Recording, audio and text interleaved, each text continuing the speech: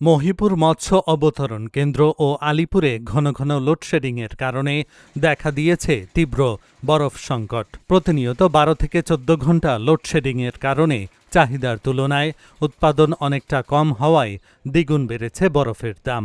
150 টাকার বরফের ক্যান বিক্রি হচ্ছে 300 টাকায়। তারপরও পাওয়া যাচ্ছে না বরফ।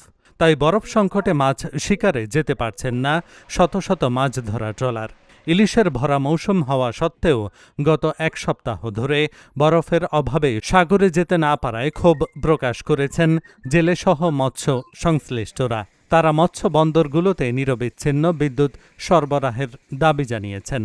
বিদ্যুৎ না থাকার জন্য আমরা বরফ পাই না, ঠিকমতো মাছও ধরতে পারি না সমুদ্রে।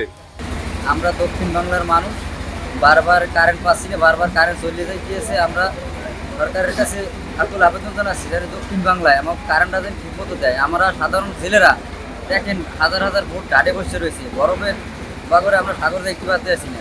সাগর দিয়ে যাই আমরা মাছ ধরবো, বরফের কারণে আমরা যাইতে পারতেছি না। আমাদের কারণের ডিস্টার্বে আমরা ঠিক মতন বরফ পাইতেছি না, আমরা সাগরও যাইতে পারি না।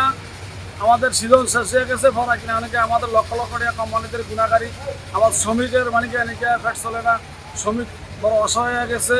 আমরা যদি ঠিকমতো কারেন্ট সাপ্লাই বরফ পাই এবং মানিকানিকে বরফের জন্য আমাদের মানিকানিকে আমরা শেষ সিজন শেষ, আমাদের পাতলা আছে আর 2-3 চিঠি বইব এর পরে কিনা নাকি আমরা মানিকানিকে আমাদের শ্রমিক বড় অসহায় হয়ে গেছে। আমরা ঠিকমতো সরকারের কাছে আবেদন জানাই, তারেক জিয়ার কাছে, যেমন আমাদের মানিকানিকে কারেন্ট 24 ঘন্টা কারেন্টটা যেমন মানিকানিকে আমাদের মানিকানিকে চালু থাকে। মহিপুর আগে যেরকম বিদ্যুৎ দিতে এখন বিদ্যুৎ এরকম দেয় না। বিদ্যুতের কারণে বরফ হইতে আসে না, আমরা বরফের কারণে সাগরও যাইতে পারি না। আমরা আছি খুব অসহায়, খুব কষ্টে আছি, সাগরে যাইতে পারি না।